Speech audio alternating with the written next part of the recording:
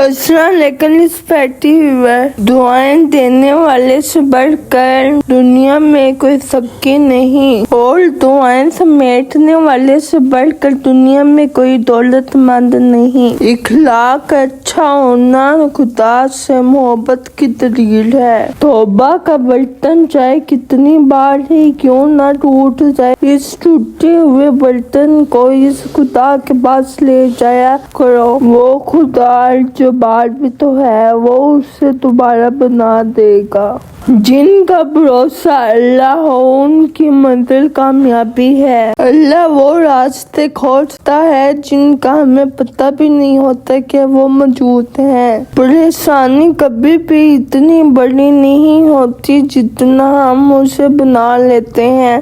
کیا کبھی سنا ہے کہ اندھیرے نے سویرا نہیں ہونے دیا؟ کائنات میں کوئی اتنی شدت سے کسی کا انتظار نہیں کرتا نہ اللہ اپنے بندے کی توبہ کا کرتا ہے۔ اللہ کے ڈر سے ایک گناہ چھوڑنا لاکھ تہجد و نوافل سے بہتر ہے۔ ایک آدمی نے کسی بزرگ سے پوچھا، میرا اللہ اس وقت کیوں نہیں سنتا جب میں مانگتا ہوں؟ بزرگ نے مسکرا کر کہا، وہ تیرے گناہوں کی سزا بھی اس وقت نہیں دیتا جب تو کرتا ہے۔ قرآن پاک کی خوبصورتی یہ ہے کہ آپ اس کے پیغام کو بدل نہیں سکتے، ہاں مگر وہ آپ کو بدل سکتا ہے۔ قرآن پاک پتھر دلوں کو موم کرتا ہے، ٹوٹے دلوں کو جوڑتا ہے اور بیمار دل کی شفا ہے۔ جس نے سکھ میں شکر ادا کیا اس نے دکھ میں رب کو بہت قریب پایا۔ راستے بہت ہیں اس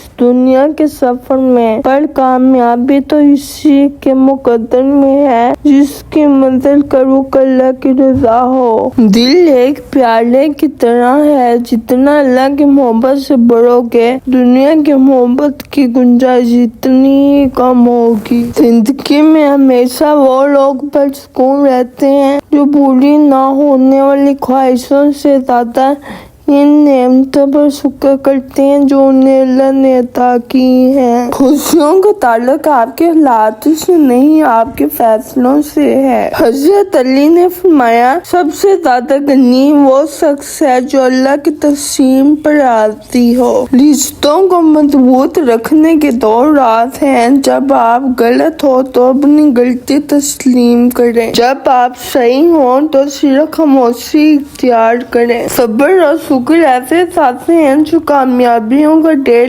انسان کے قدموں میں لا کر رکھ دیتے ہیں۔ مولانا رومی کہتے ہیں، ایک اچھا انسان کسی سے شکایت نہیں کرتا، وہ خامیاں تلاش نہیں کرتا۔ کسی کی غلطیاں دل میں رکھنے کے بجائے درگزر کرو، کیونکہ تم بھی اپنے پروردگار سے یہی امید رکھتے ہو۔ ہمارے تعلیم یافتہ ہونے کی کیا حیثیت رہ جاتی جب ہم چلتی گاڑی سے کچرا پھینک دیں جسے آخرکار ایک ان پڑھ نے ہی اٹھانا ہو۔ اپنے انداز میں اتنی ہمت پیدا کرو، کل آپ جن کے لیے مذاق تھے آج آپ ان کے لیے مثال بن جاؤ۔ جیسا سوچو گے ویسا بنو گے، تمہارے خیالات ہی تمہاری تقدیر ہیں، آپ کی اچھی سوچ ہی آپ کے شاندار مستقبل کی ضمانت ہے۔ جس طرح درخت کی قیمت اس کے پھل کے حساب سے ہوتی ہے، اس طرح انسان کی قیمت اس کے اخلاق کے حساب سے ہوتی ہے۔ جزاک اللہ۔